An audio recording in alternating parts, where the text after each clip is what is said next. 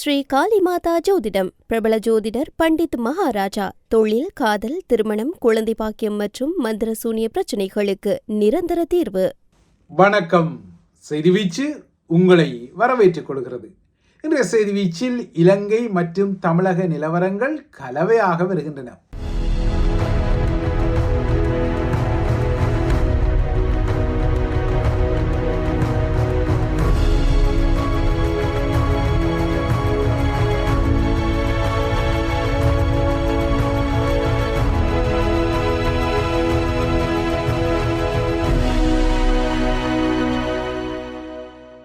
தமிழகத்தில் ஒரு புதிய அரசியல் கலாச்சாரம் உருவாகிவிட்டதோ என எண்ணும் வகையில் புதிய முதல்வர் விஜயின் ஆட்சியின் ஆரம்பம் சில அதகலங்களை வெளிப்படுத்திக் கொள்கின்றது.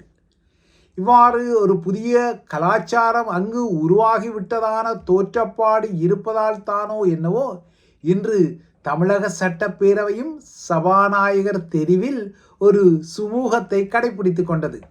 அதாவது போட்டியின்றி இன்று தமிழக சபாநாயகரும் துணை சபாநாயகரும் தெரிவு செய்யப்பட்டார்கள்.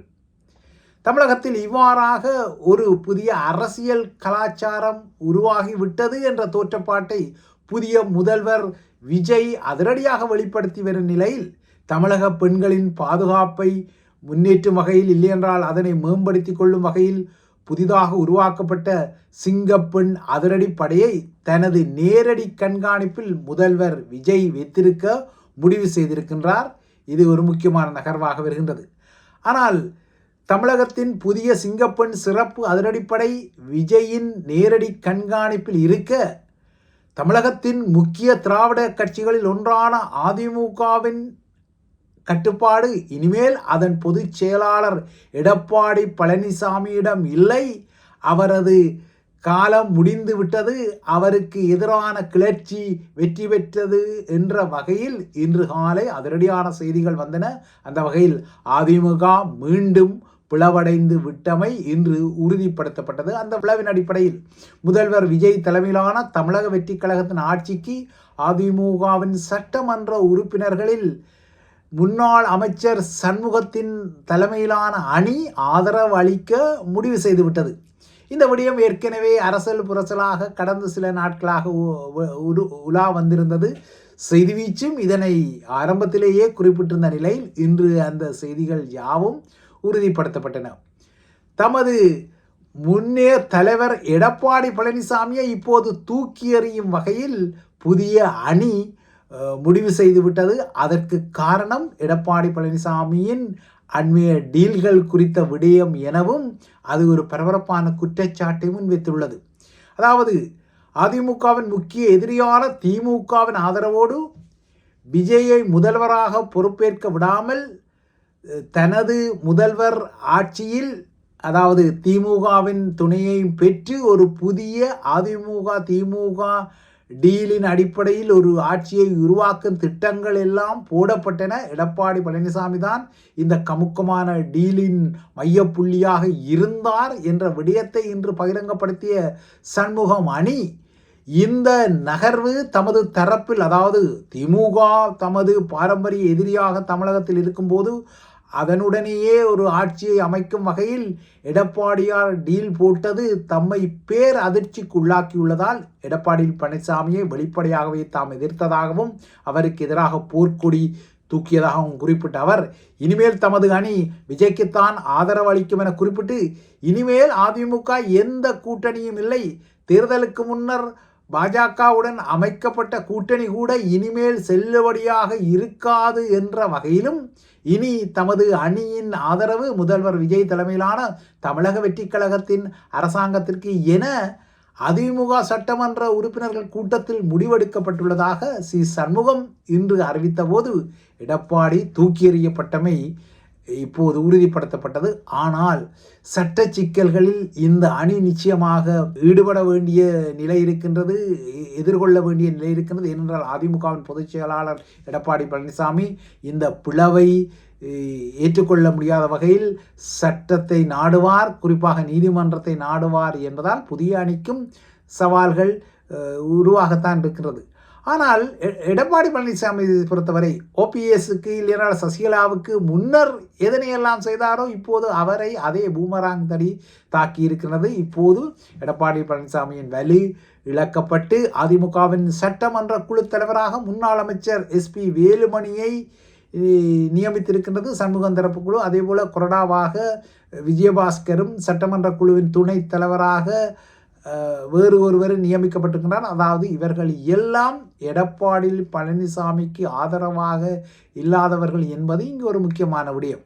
ஆக மொத்தம் தமிழகத்தின் அரசியல் பரபரப்பு எல்லாம் இவ்வாறு நகர புதிய முதல்வர் விஜயும் தனது அதிரடியான சில நகர்வுகளை காட்டுகின்றார். ஆனால் இந்த அதிரடியான நகர்வுகள் ஏற்கனவே திமுக அரசாலும் காட்டப்பட்ட நகர்வுகள் தான். அதாவது 2023ஆம் ஆண்டு எவ்வாறு திமுக அரசு வழிபாட்டு தலங்கள் கல்வி நிறுவனங்களுக்கு அருகில் செயல்பட்டு வந்த டாஸ்மாக் எனப்படும் மதுபான சாலைகளில் 500 மதுக்கடைகளை மூடியதோ அதனை விட அதிகமாக இப்போது விஜய் ஒரு அவசர ஆணையை பிறப்பித்திருக்கிறார். அந்த வகையில் தமிழகம் முழுவதும் வழிபாட்டு தலங்கள் கல்வி நிறுவனங்கள் ஆகியவற்றுக்கு அருகில் உள்ள குறிப்பாக 500 மீட்டர் தூரத்திற்கு உள்ளாக உள்ள 717 சில்லறை மது விற்பனை கடைகளை 2 வார காலத்துக்குள் மூட வேண்டும் என விஜயின் இந்த முதல்வர் விஜயின் இந்த அதிரடி உத்தரவு வந்திருக்கின்றது.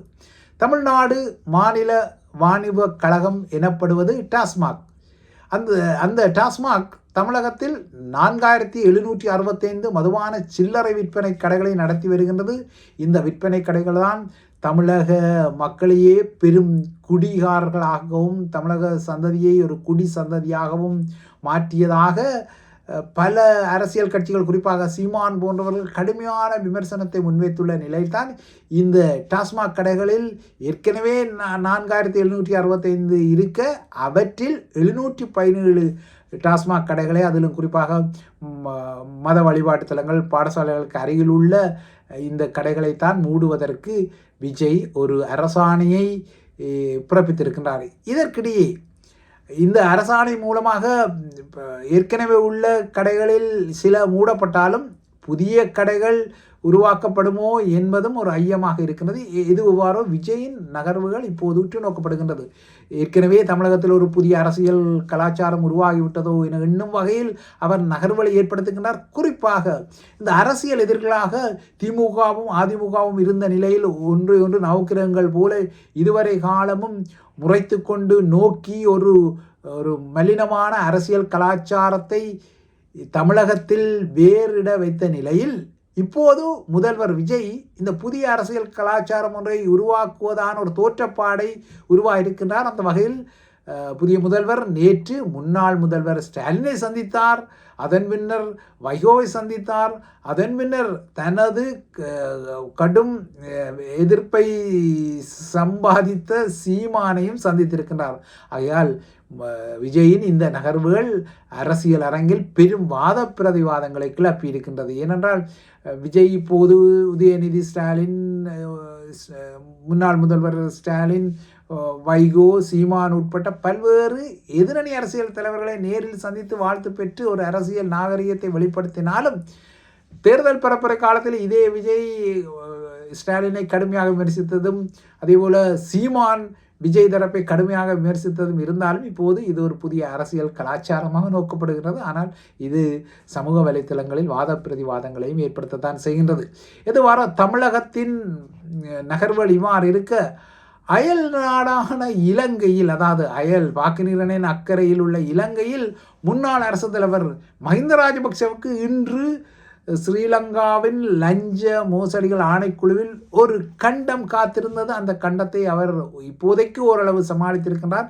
இன்று அந்த ஆணைக்குழுவின் முன்னால் தோன்றி தனது ஆட்சி காலத்தில் ஸ்ரீலங்காவின் தேசிய விமான சேவை நிறுவனமான ஸ்ரீலங்கன் ஏர்லைன்ஸ் இடம்பெற்ற ஏர்பஸ் கொள்வனவில் என்ன எல்லாம் நடந்தது என்ற விடயத்தில் இந்த ஆணைக்குழுவின் சிஐடிமார் கேட்ட கேள்விகளுக்கு அவர் பதிலளிக்க வேண்டிய ஒரு நிலைமை எதிர்கொண்டார். இன்று அவர் இந்த விசாரணையில் பங்கெடுத்தார். ஏற்கனவே இந்த மோசடியின் மையப்புள்ளியாக இருந்த ஸ்ரீலங்கா ஏர்லைன்ஸ், அதாவது ஸ்ரீலங்கன் ஏர்லைன்ஸின் முன்னாள் CEO கபில சந்திரசேனா கடந்த வாரம் தூக்கில் தொங்கிய நிலையில் உடலமாக மீட்கப்பட்டார். அவர் முன்னர் இதே ஆணைக்குழுவுக்கு வழங்கிய வாக்குமூலத்தில் தான் இந்த லஞ்ச பணத்தை 3 தவணைகளாக 60 மில்லியன் இலங்கை ரூபாவை மஹிந்த ராஜபக்ஷவுக்கு செலுத்தியதாக 3 கட்டங்களாக செலுத்தியதாக கூறினார். ஆனால் அவரே அதனை பின்னர் சிஐடிகளின் அழுத்தம் காரணமாகத்தான் தான் இவ்வாறு குறிப்பிட்டுக் கொண்டார். அந்த விடயம் தொடர்பாகத்தான் இன்று மஹிந்தவிடம் விசாரணைகள் கேட்கப்பட்டுள்ளன. அவர் சொன்ன பதில்களும் பதியப்பட்டுள்ளன. ஆகையால் இன்று மஹிந்த தனது கைது ஆணையை இல்லைனால் கைது நகர்வை ஓரளவு தவிர்த்து கொண்டாலும் எதிர்வரும் நாட்களில் இன்று அவர் வழங்கிய வாக்குமூலத்தின் அடிப்படையில் எவ்வாறெல்லாம் நகர்வுகள் வரும் என்பதற்கும் ஒரு உற்றுநோக்கில் இருக்கத்தான் செய்கின்றது. இதற்கிடையே ஸ்ரீலங்காவின் திரைசேரியில் பெரும் மோசடி ஒன்று இடம்பெற்றது. உங்களுக்கு தெரியும், இணைய மோசடி வகையில் 2.5 மில்லியன் அமெரிக்கன் டாலர் இந்த ஹேக்கர்ஸ் எனப்படும் இணைய ஊடுருவல்காரர்களால் மோசடியாக திருடப்பட்டு வேறு கணக்குகளுக்கெல்லாம் மாற்றப்பட்ட நிலையில் ஸ்ரீலங்கா அரசாங்கம் FBI எனப்படும் அமெரிக்காவின் சமஷ்டி புலனாய்வு முகமையிடம் உதவி கோரியிருந்தது. FBI குதித்த சில மணி நேரங்களிலேயே இந்த மோசடியை அவர்கள் கண்டுபிடித்து இந்த மோசடியால் பெறப்பட்ட பணம் எங்கு இருக்கின்றது என்பதையும் கூறினார்கள். அந்த பணம் அமெரிக்காவின் டெலாவரில் உள்ள ஒரு வங்கியில் தான் இருக்கின்றது. ஆனால் முழுமையாக இந்த பணம் இல்லை, பகுதி பகுதியாக பிரிக்கப்பட்டு வெவ்வேறு கணக்குகளெல்லாம் மோசடியாளர்கள் இதனை அனுப்பி இருக்கின்றார்கள். ஆகையால் இந்த 2.5 மில்லியன் டாலரில் ஒரு பகுதி டெலாவர் மாநிலத்தில் உள்ள வங்கி கணக்கில் இருப்பதைத்தான் FBI கண்டுபிடித்து கொடுத்திருக்கின்றது. FBI அதிரடியாக இந்த நகர்வை செய்த நிலையில் அதேபோல் FBI இன்னொரு விடயத்தை கூறியிருக்கின்றது. இலங்கையில் இருந்துதான் இந்த மோசடிகள் இடம்பெற்றதாக கூறியதும் உடனடியாக ஸ்ரீலங்கா அரசாங்கம் இலங்கையில் உள்ள மோசடி குழுக்களை தேடி தனது வேர்த்து விறுவிறுப்பு நடவடிக்கையெல்லாம் செய்து வருகின்றது. அந்த வகையில் காலியில் மிகப்பெரிய ஒரு ஹேக்கர்ஸ் குழு இந்த வாரம் சுற்றி வளைத்து பிடிக்கப்பட்டுள்ளது. 150க்கும் மேற்பட்ட இந்தியர்கள், நேபாளிகள் எல்லாம் இந்த ஹேக்கர்ஸாக இருந்திருக்கிறார்கள். எல்லாரும் இள வயது 19 வயது முதல் 35 வயதுக்கு உட்பட்டவர்களாக இவர்கள் இருந்தார்கள். இவர்கள் அனைவருமே வளைத்து பிடிக்கப்பட்டிருக்கிறார்கள். கடந்த வாரம் ராஜகிரிய பகுதியில் மெகா இணைய மோசடி குழு ஒன்று அடுக்குமாடி குடியிருப்பு வளாகம் ஒன்றையே வாடகை கெடுத்து தங்கியிருந்து இந்த மோசடிகளை எல்லாம் செய்தமை அம்பலமான நிலையில் இப்போது காலி பகுதியிலும் இந்த மோசடியாளர்கள் தங்கியிருந்து இவ்வாறான மோசடிகளை செய்வது அம்பலப்பட்டிருக்கிறது. குறிப்பாக FBI வழங்கிய தரவுகளின் அடிப்படையில் தான் ஸ்ரீலங்கா அரசாங்கம் இப்போது இலங்கையில் செயற்படும் இந்த மோசடி குழுக்களை தேடி பிடிக்க தலைப்படுகின்றது. ஆனால் இதே அரசாங்கமும் ஊழல் முறைகேட்டு குற்றச்சாட்டுகளில் சிக்கியிருப்பதால் பாக்கினீரணியின் அக்கறை மற்றும் இக்கரை அரசியல் அதிர்வுகள் தொடர்ந்தும் பரபரப்பாகவே உள்ளன. இவைதான் செய்தி வீச்சின் இன்றைய முக்கிய விடயங்கள். தொடர்ந்தும் செய்தி வீச்சுடன் மற்றும் IBC தமிழுடன் இணைந்திருங்கள். நன்றி, வணக்கம்.